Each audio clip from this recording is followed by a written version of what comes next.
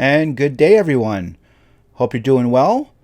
Today we have an article from ScreenRant.com titled Star Wars, Yoda's 10 Greatest Moments Ranked. So if you like this kind of content, consider subscribing. It helps out the channel a lot. So let's get into it. Although his reappearance as a Force ghost in The Last Jedi proved to be controversial with some fans, Yoda remains one of the most beloved and iconic characters in the Star Wars universe. A wise and powerful Jedi he is. Being 900 years old in the original trilogy, Yoda was one of the few characters in the initial 3 movies that George Lucas was able to explore in further depth in the prequel trilogy. A lot about Yoda's backstory is unclear, but that just adds to the character's mystique. So, here are Yoda's 10 greatest moments ranked. 10. His lightsaber duel with Count Dooku. Until he battled Count Dooku in Geonosis towards the end of Attack of the Clones, we'd never actually seen Yoda in action. He was too old to fight in the original trilogies, and he had too much of a small role involved in combat in The Phantom Menace. Yoda's lightsaber duel with Dooku was added to the second prequel movie by George Lucas in order to show how powerful Yoda was in his prime. He might be small, but he has some serious might, as shown as this impressive swordsmanship and immense force abilities in his duel with Dooku. Number 9. Sensing Order 66. No one in the Jedi Order could see Order 66 coming. As far as anyone knew, Palpatine was just a politician with a seat in the Galactic Senate. But really, he was a Sith Lord bent on dominating the galaxy with an all-powerful fallen Jedi to do his bidding. Still, Yoda sensed Order 66. When his clone guards were ordered to kill Yoda, the wise old master could sense the pain and fear in their hearts, so he beat them to the punch and decapitated them before they could kill him. None of the other Jedi could see it coming, but Yoda did. Number 8. Burning the sacred texts. Although Disney's marketing campaign successfully managed to keep the appearance of Yoda's Force ghost in The Last Jedi a surprise, some fans were disappointed with it, because it felt unnecessary and didn't tie in with the new characterization of Luke Skywalker. However, in a very Yoda moment, while Luke was mulling over whether or not to burn the sacred texts in his little temple of Ahch-To, Yoda's ghost summoned a bolt of lightning with the Force that burned the temple to the ground. Luke was being all dramatic about it, as he won't to do it, but Yoda made the decision for him. Number 7. Showing up on Geonosis with the Clone Army. Towards the end of Attack of the Clones, things were looking bleak for the Jedi. They've all been backed into an arena where the Separatist leaders were watching them square off against their armies of droids. And then, when it's looking like the Jedi Knights might be outmatched by the battle droids and droidicas, Yoda storms the arena with battleships filled with the Republic's new clone army. One movie later, the clone army would be ordered to slaughter the entire Jedi Order as Palpatine took over the Senate and later the galaxy. But this was an awesome moment. I really enjoyed that moment. I think that was my favorite moment in Episode 2, Attack of the Clones, was when Yoda got there.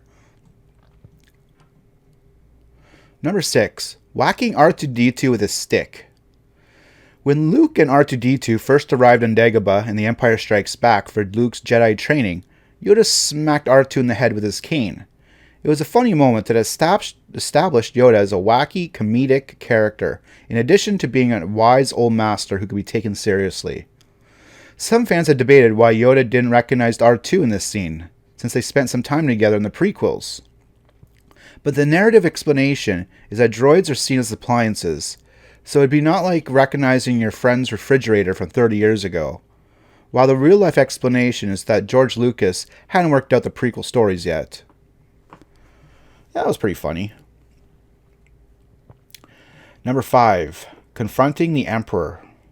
The climatic battle between Obi-Wan and Anakin on Mustafar is easily the most emotional charged and thrilling lightsaber duel in the final act of Revenge of the Sith.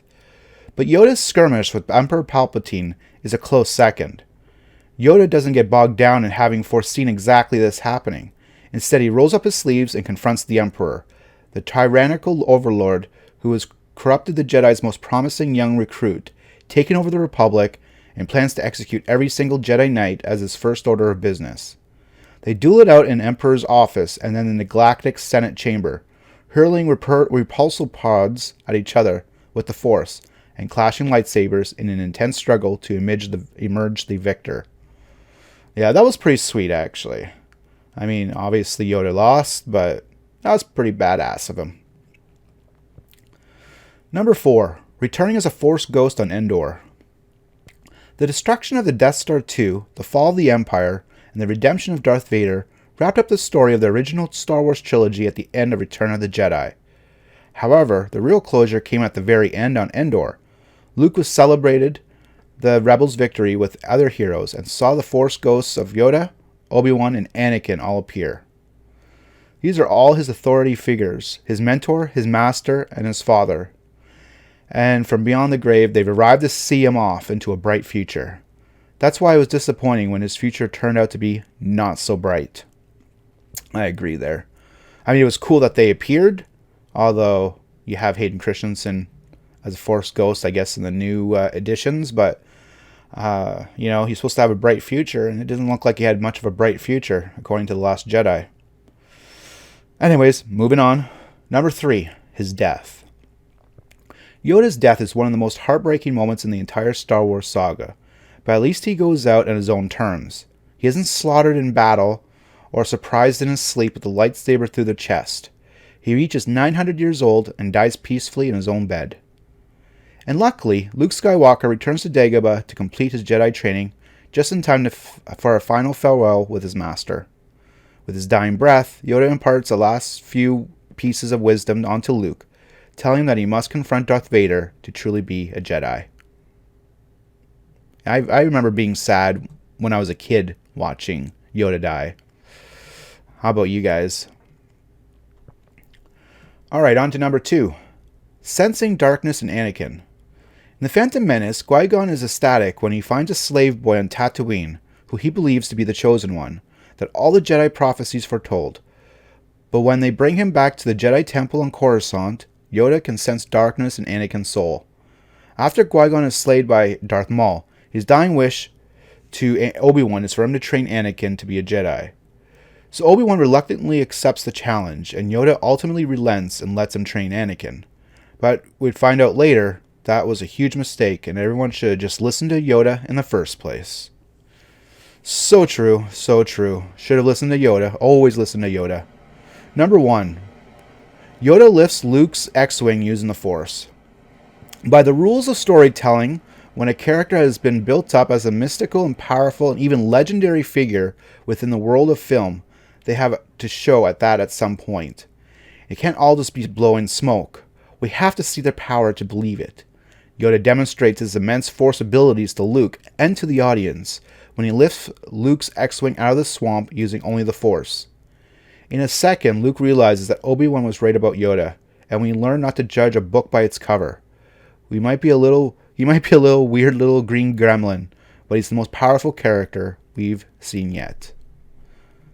That was pretty sweet too.